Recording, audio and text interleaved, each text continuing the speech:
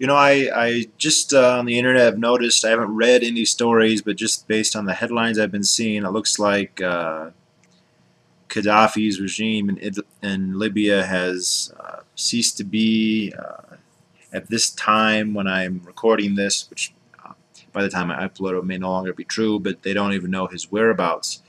And I'm not terribly interested in this conflict. Obviously, the U.S. involvement is absurd and unconstitutional, and all kudos to Justin Amash for consistently opposing this, and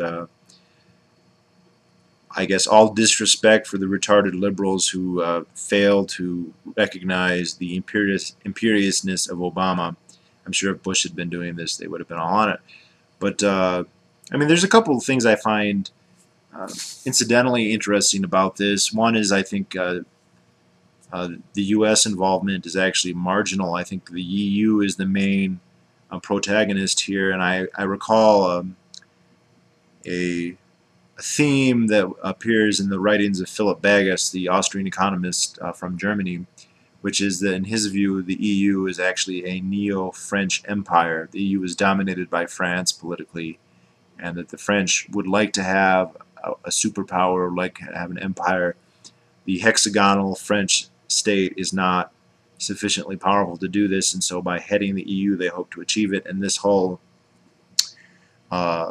war assertion in Libya is an extension of that zeitgeist.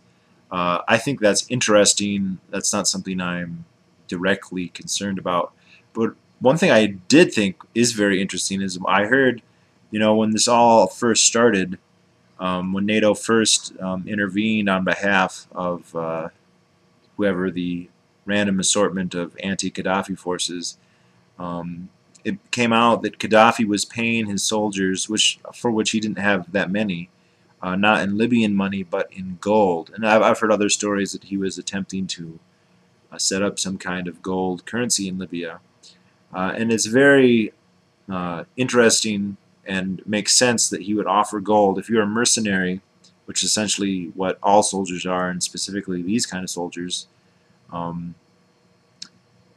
you don't want to be paid in a currency that's not going to be worth anything, especially it's not going to be worth anything outside of their country. So if they were paid in Libyan dollars, they would at best only really be able to spend these in Libya. Perhaps they might be able to exchange them someplace else, but when he became a pariah, so to speak, in the family of nations, what a fucked up family that is,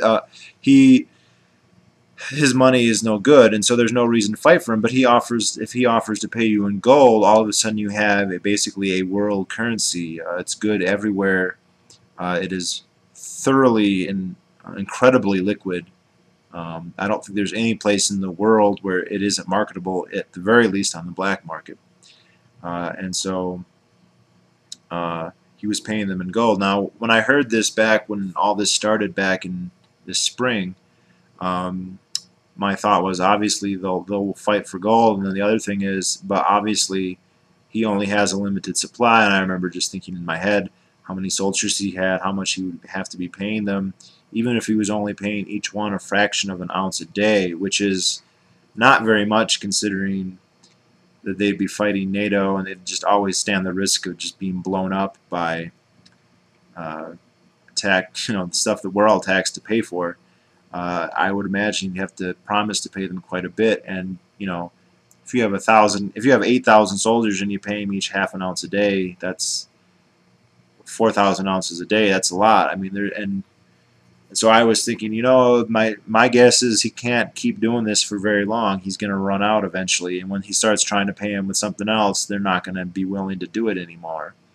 And I don't know if exactly that's what's happened. I haven't been following the conflict, but apparently it just has. Last I knew, it was a stalemate, and I'm going to guess that at some point his ability to pay in gold ended, and went with it, so did the services of these mercenaries. That's not to say he doesn't have other support in the country. I've always heard that he does have support among parts of the population, but and this is historically very precedented. This was before printing presses and central banking and paper notes, even when you had a gold standard. But had printing. Very often, armies in wars would basically cease or disband because for lack of funds. And one thing, I mean, if you look, typically monarchs in the past, they might be able to pay like the first paycheck, but they weren't checks. You'd be paid in gold or silver, usually silver actually, but we can use them interchangeably more or less.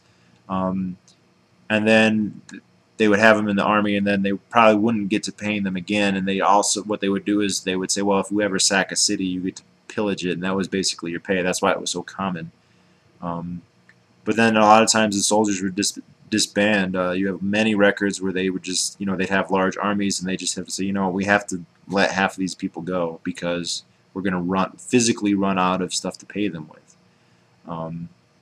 And this is why there's so much literature, even among the government, of viewing the gold, they call it chains of gold, something that really constrains the government. Gaddafi can't keep his soldiers fighting forever if he's paying them in gold. There's a limit, which strongly incentivizes him, if possible, to limit the scope and the length of the war, or any other expenditures he might be inclined to make. And this, of course, is maybe the greatest social virtue of a gold standard. And by gold standard, I will include any commodity-based full redemption money. Not a gold standard like we had in 1971, where the central bank holds a stock of gold and then pyramids as much credit as they please off of it, and they won't redeem it for it. Well, they redeem it for other central banks, but not for regular folks. But this is a great benefit to that kind of system. And I say that, but I also realize that for a large percentage of the population out there, pointing this out is not a benefit, because a large percent of the population views the government as a panacea and as something that an engine of productivity and wealth in society. And to them, it doesn't make sense to bind the state with anything, let alone gold. The state should be absolutely free, in their view, to do whatever it wants. As long, and they would say to help society, but the state is always going to say that it's helping society. It can literally be liquidating millions of people, and it's going to say it's for the common good. Always, every time. Even the king. The king's never going to say, this, this is screwing all of you, but it's good for me, so I'm going to do it. No, he's always going to say it's for the benefit of all. And that's, if you believe in government, that's lame as that is, that's a good enough excuse to get you to accept it. So I kind of, I was seeing the Gaddafi articles, and I just read an anti-Ron Paul piece about, oh, he's for the gold standard. And the guy didn't know anything, because he compared the gold standard to the European Central Bank today, which is absurd. But people like that, which is a lot of people, unfortunately, I mean, they might accept the argument that gold will constrain the government, but then they're going to say, but the government shouldn't be constrained. The government should have a free hand to do whatever it deems necessary. Now, the government wants to do whatever is necessary for itself, and it will justify that, by saying it's for everybody else. But I mean, as much as I like gold standards, and I think obviously they do limit the government, we're struck with this